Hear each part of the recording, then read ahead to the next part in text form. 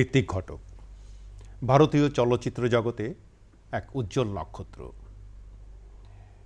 তার বহু নির্মিত চলচ্চিত্র আজও দর্শক মনের সমানভাবে আলোচনার বিষয়। তিনি অসংখ্য চলচ্চিত্র নির্মাণ করেছেন।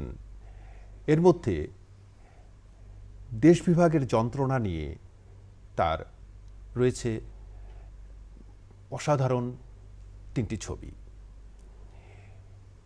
1947-এ দেশ বিভাগের পর অনেক মানুষ বাস্তুচ্যুত হয়ে এসছিলেন। তাদের দুঃখ দুর্দশা এবং যন্ত্রণা এ নিয়ে তিনি তার চলচ্চিত্রে ফুটিয়ে তুলেছেন। তো আজ এ নিয়ে আমরা আলোচনা করব। মূলত ঋত্বিক ঘটকের ছবিতে দেশ বিভাগ। এই আলোচনায় আজ অংশ নেবেন ডাক্তার মৃন্ময় দেব, রয়েছেন অধ্যাপক ডাক্তার অজয় রায়। আমরা আজকে তাদের কাছ থেকে মূলত এই তিনটি ছবি নিয়ে আমরা আলোচনা করব। এছাড়াও যে ঋত্বিকের যে সৃষ্টিকর্ম রয়েছে চলচ্চিত্রে, তো সেই জায়গাটা নিয়েও আমরা আলোচনা করব।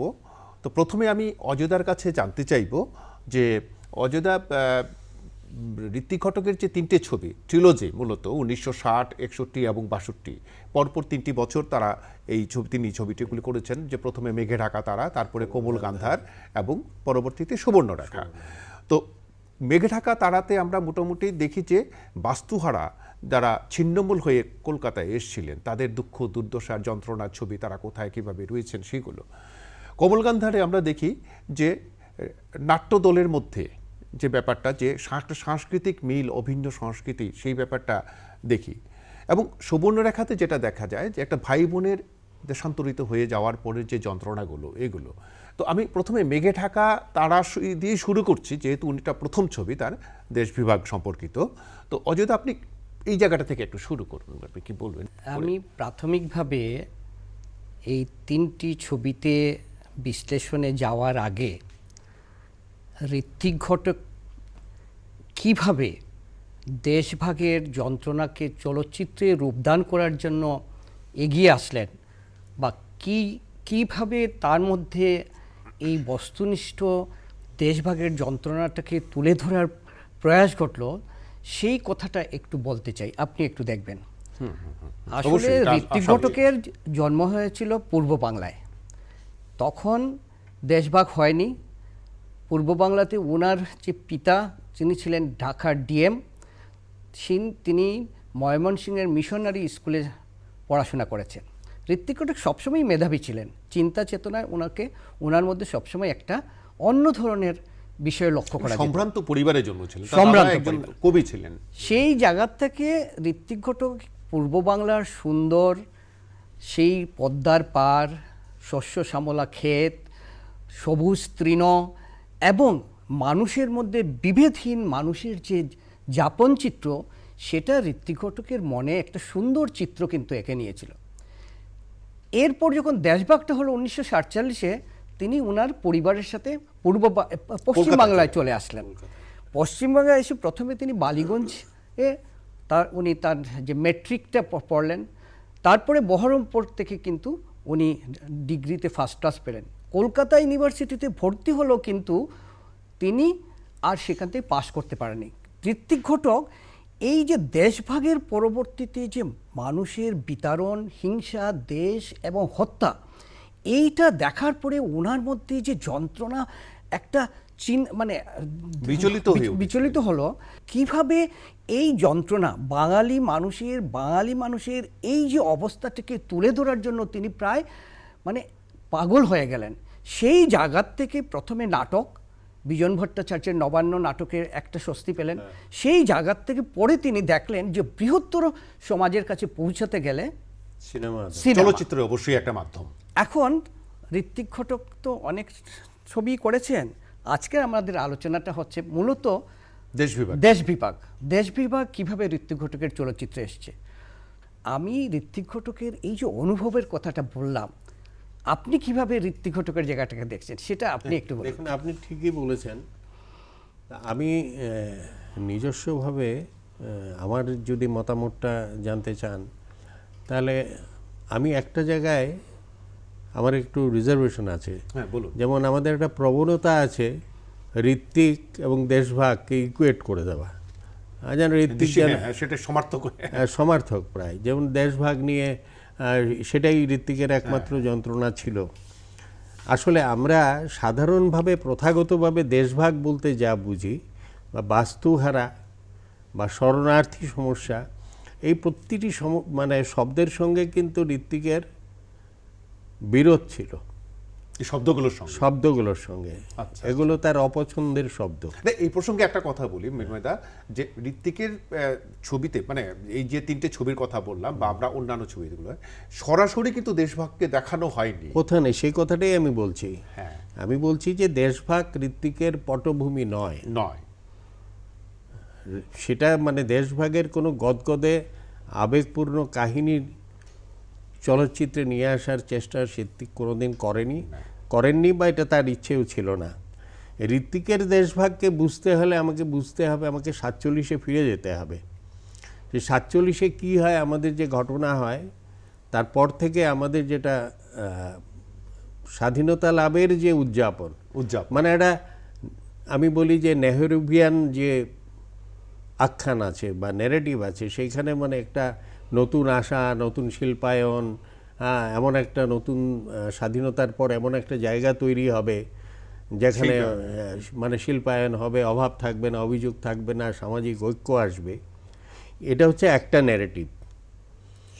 এই জায়গার উল্টো একটা ন্যারেটিভও ছিল যে 47-এ দেশটাও ভাগ হয়েছে, মানুষ তার নিজস্ব জায়গা থেকে ডিসপ্লেসড হয়েছে, ছিন্নমূল হয়েছে। তো ঋত্বিক কিন্তু সেই জায়গাটাকে, একটাকে যদি উদযাপন করি আরেকটাকে ভুলে যাওয়া যায়, মানে ওই অর্থনৈতিক ব্যাপারটা, হ্যাঁ, সেই জায়গা থেকে ঋত্বিকের দেশভাগের তিনটে কম্পোনেন্ট আছে। এক নম্বর হচ্ছে ডিসপ্লেসমেন্ট, সেকেন্ড হচ্ছে রুটলেসনেস, আরেকটা হচ্ছে মেন্টাল ট্রমা। অর্থাৎ একটা অন্য ন্যারেটিভ, কাউন্টার ন্যারেটিভ ঋত্বিক তৈরি করেছেন। বারবার বলেছেন, I can't live without destruction. অর্থাৎ এই যে তিনি বিধ্বস্ত স্বাধীনতার জায়গাটাকে তুলে ধরেছেন, এবং তিনি বলতেন যে ধ্বংসকে, এটা পার্ট অফ দ্য রিয়েলিটি, এই বাস্তবতাকেও আমাকে দেখানো দরকার, এবং এটা সম্পর্কে এটাকে চেতনায় নিয়ে আসা দরকার, আর না হলে অন্যতর গঠন প্রক্রিয়াটা শুরু হতে হয়, কনস্ট্রাকশন সম্ভব নয়। তো সেই জায়গাটা অজয়দা, মৃন্ময়দা কিন্তু একটা নিজস্ব একটা দৃষ্টিভঙ্গির কথা বললেন। এই জায়গাতে এই যে ঋত্বিক ঘটক, এই যে উদ্বাস্তু বা বাস্তুচ্যুত যে ব্যাপারটা, এটা বা যেটা অ্যাকচুয়ালি ছিন্নমূল বিষয়টাকে যেটা ছিল, সেটার প্রেক্ষিতে এই যে মানুষগুলা সেখান থেকে চলে আসলো ভারতবর্ষে, এই মানে এই পশ্চিমবাংলায়, তাদের যাতনা যন্ত্রণা, সেটা যে বিষয়টা দাঁড়ালো, সেটা যেমন তিনি তুলতে চাইলেন, সেই জায়গার থেকে তিনি কিন্তু খালি শুধু উদ্বাস্তু বিষয়টাকে রাখলেন না, তাদের ক্ষেত্রে আবার ফিরে যাওয়া, আবার একটা জায়গা খুঁজে পাওয়া, আবার একটা স্বস্তি পাওয়ার জায়গাটাও কিন্তু ঋত্বিক ঘটকের ছবিতে রয়েছে। অর্থাৎ আমি বলতে চাইছি, ঋত্বিক ঘটক শুধু ছিন্নমূল মানুষকে দেখানো তা নয়, ছিন্নমূল মানুষের আকাঙ্ক্ষাটাও এবং ফিরে তাকানোটাও কিন্তু ঋত্বিক ঘটকের ছবিতে আছে, যেটা আমরা মেগাটাকার। না, এই যে সামগ্রিক যেভাবে যেটা বলছেন আপনি, এখানে আমি একটা কথা বলি যে এই যে ঋত্বিকের যে দেশভাগ ট্রিলজি নিয়ে যে ট্রিলজি, মেঘাটাকা তারা, কোমল গান্ধার বা সুবর্ণরেখা, এই তিনটি ছবিকেই মূলত যদিও ধরা হয়, কিন্তু লক্ষ্য করলে দেখা যাবে যে তার সব ছবিতেই ডিসপ্লেসমেন্ট একটা ইস্যু আছে। হ্যাঁ, যুক্তিতক্ক গল্পতে আছে, সমস্ত কিছুতে আছে। তো তার যে দেশভাগের যে ম্যানিফেস্টেশন, মানে দেশভাগ ঋত্বিকের কাছে ছিলেন, that was the original trauma, আর বাকি সমস্ত কিছু হচ্ছে পোস্ট ট্রমেটিক ডিসঅর্ডার। তার মধ্যে দেশভাগ মানে শুধু স্থানচ্যুতি নয়, অবস্থানচ্যুতিও, এই জায়গাতে, অর্থাৎ অবস্থানচ্যুতিও, ইডিওলজিক্যাল ডিসরাপশনও হয়েছে। এই পুরো ব্যাপারগুলো কিন্তু তার এই তিনটে ছবিতে না আছে। এইটাই আমি যে বলতে চাইছি, একজন ব্যক্তি বা একটা পরিবার কোনো এক জায়গাতে যখন থাকে তখন তার পার্শ্ববর্তী সমাজ, ইতিহাস, ঐতিহ্য সব কিছু নিয়েই তার দীর্ঘদিনের অবস্থান থাকে। সেই জায়গার থেকে যখন সে তার বিচ্যুতি ঘটে তখন সে নিরুপায় হয়ে যায়, একটা হতাশার মধ্যে দিন কাটায়, সে যখন ছিন্নমূল হয়ে যায়। এই যে ছিন্নমূল হওয়ার যে ট্রমাটা যেটা আপনি বলছেন, সেটা পরবর্তীতে যেমন তিনি ধরেছেন তার ছবিতে, একই সাথে কিন্তু এটা আমরা লক্ষ্য করেছি তার ছবিতে বেঁচে থাকার আকাঙ্ক্ষা, আবার ফিরে পাওয়ার আকাঙ্ক্ষা, আবার জায়গা ঘুরে পাওয়ার আকাঙ্ক্ষা রয়েছে। দোতলা সিঁড়ি বেয়ে ওপরে ওঠার হচ্ছে কি একটা ইচ্ছে না? দাদা আমি কিন্তু মারতে চেয়েছিলাম।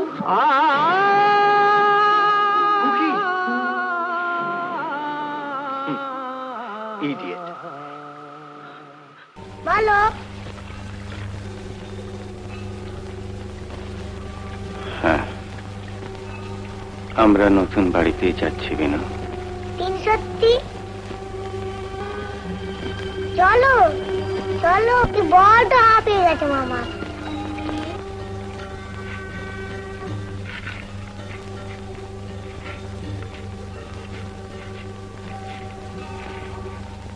তুমি বুড়ো কেন হলে মামা? দূরে চলো।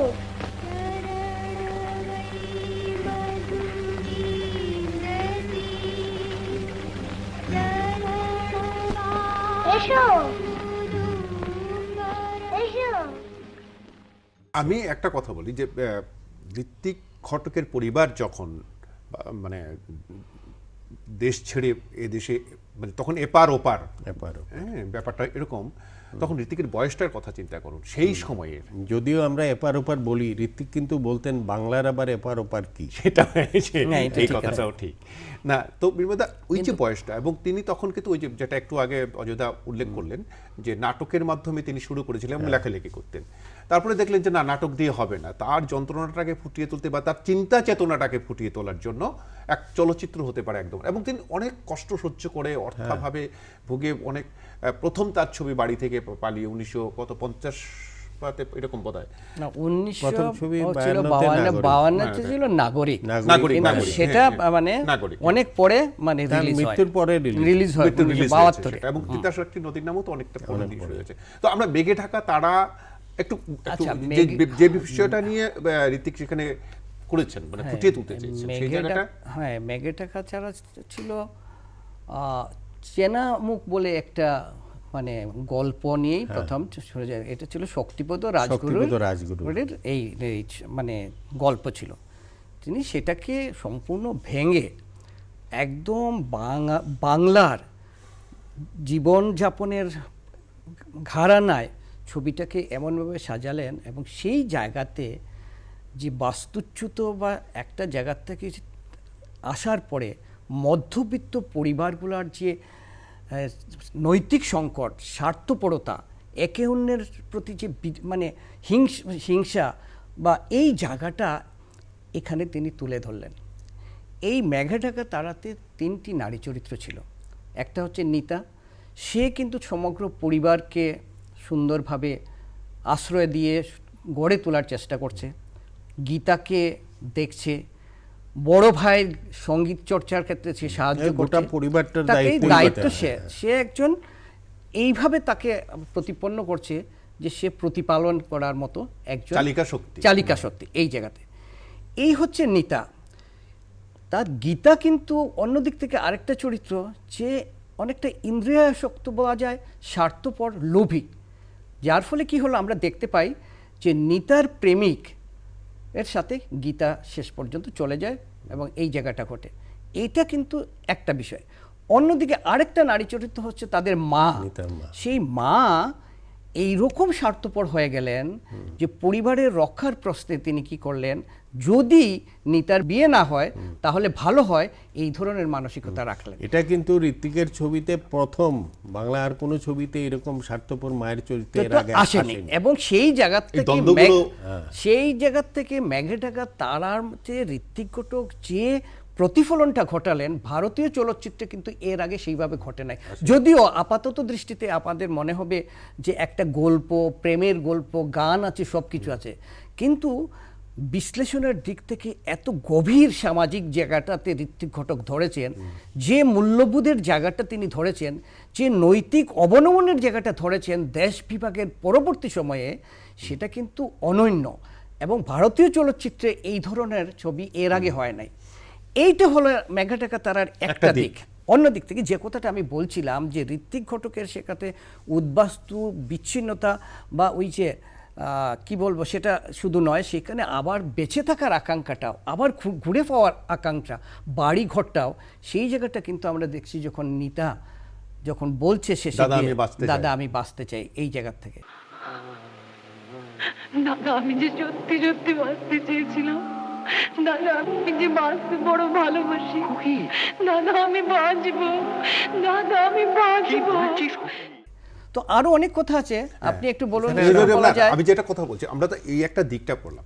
তো প্রথম তো আমরা মেঘাটাকা তারায় দেখলাম যে দুঃখ, দুর্দশা এবং লড়াইয়ের যে জায়গাটা, সেই জায়গাটা থেকে হঠাৎ করে মানে তিনি এই কোমল গান্ধারের বিষয়টা যেভাবে বেছে নিলেন, সেটাতে আপনার কিভাবে? কোমল গান্ধারের যে পর্যায়টা, সেই পর্যায়টা হচ্ছে মোটামুটি ঋত্বিকের সেই আইপিটিএ এর সঙ্গে, গণনাট্য সংঘের সঙ্গে বা কমিউনিস্ট ভাবাদর্শে সঙ্গে যে সংঘাত হয়, সেই জায়গাটার একদিক থেকে দেখলে যুক্তিতক্ক গপ্পকে ঋত্বিকের আত্মজৈবনিক বলা হয়, কিন্তু তার সূচনা বিন্দুটা বোধহয় কোমল গান্ধার। আচ্ছা, কোমল গান্ধারে দুই দেশের একটা মিলনের সাংস্কৃতিক সেই জায়গাটা, তো দেশটাকে দুটো যে মানচিত্রের বিভাজনটাকে হয়তো আবার পুরনো জায়গায় ফিরিয়ে নেওয়া যাবে না, কিন্তু সাংস্কৃতিক মেলনটা সম্ভব। কোমল গান্ধারের গোটা ছবিতে তাই ছিল।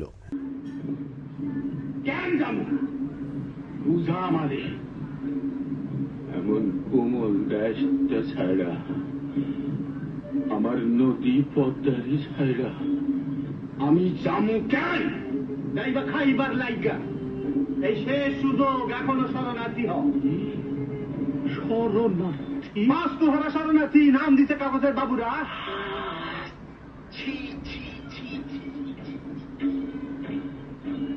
এই বুড়া হইতে কোনো কথা কান দেয় না, কোনো কামের কথা কান দেয় না। অর্থাৎ মেঘে ঢাকা তারায় আমরা যে ঘর বা নারী বা একটা পরিবারের যে ক্ষয় দেখি, অবক্ষয় দেখি, তার কারণটা হচ্ছে দেশভাগ, স্থানচ্যুতির জন্য এটা ঘটছে।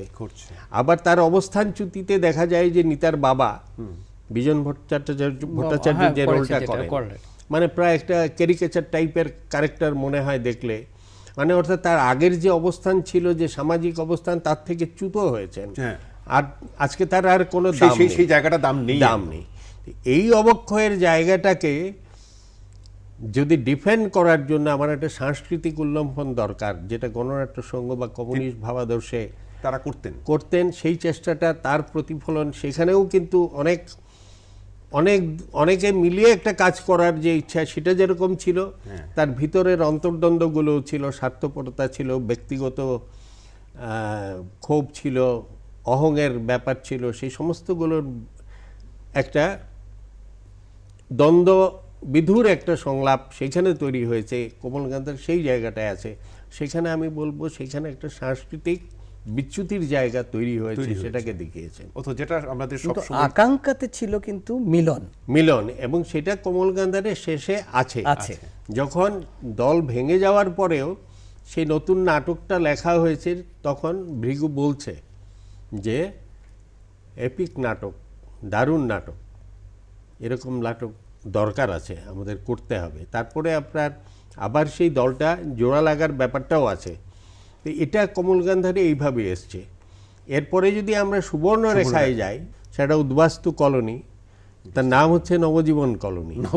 নামটাও মানে ওই আপনি নতুন জায়গা খোঁজার, বাড়ি খোঁজার, নতুন ঠিকানা খোঁজার যে জায়গা, সেখানে সেই 26শে জানুয়ারি উদযাপন হবে।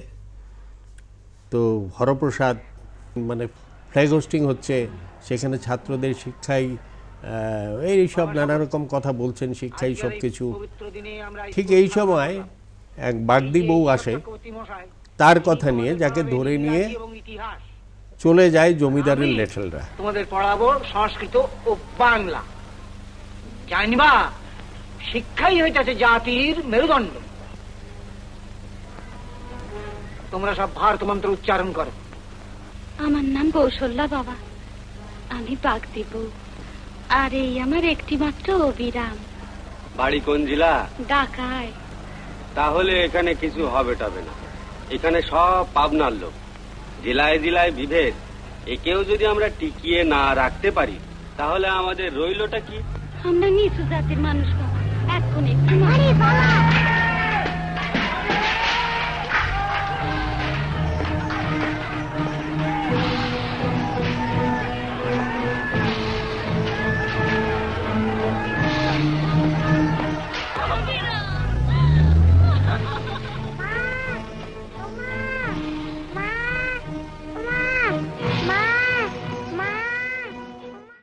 এই রকম একটা পরিস্থিতির মধ্যে হরপ্রসাদ কিন্তু ছাত্রদের উঠে বলছে কি, যে তোমরা ভারত মন্ত্র উচ্চারণ করো। অর্থাৎ এই যে ভারত মন্ত্র, যেটা আমি আগে বলছিলাম, এই যে স্বাধীনতার উদযাপন, তার পাশাপাশি আপনার এই মা থেকে শিশুটার বিচ্ছেদের জায়গাটা তৈরি হচ্ছে একই সঙ্গে। অর্থাৎ আমি দুটোকে একসঙ্গে মেনে নেওয়া সম্ভব নয়। প্রথমটায় মেঘে ঢাকায় ছিল ঘর, নারী এবং পরিবারের ক্ষয়, তারপরে সাংস্কৃতিক অবক্ষয়, এবং সুবর্ণরেখায় গিয়ে সেই জায়গাটা একটা সামাজিক অবক্ষয়ের চিত্র আসে। সুবর্ণরেখায় তো সেটা একটা কালমিনেশনে পৌঁছে প্রায়, যে হ্যাঁ, অর্থনৈতিক definitely অবস্থাটা সেখানে কোন জায়গাতে গিয়েছে, সামাজিক অর্থনৈতিক মানে বিপর্যয়ের একটা জায়গা। সেইখানে কিন্তু সীতা, সেই যে আত্মহত্যার যে সিন, আমরা রামায়ণের সীতার কোথাও যদি মনে করি, তার পাতাল প্রবেশ ছিল, তার এক অন্যরকম রিপ্রেজেন্টেশন এখানে নিয়ে আসছেন।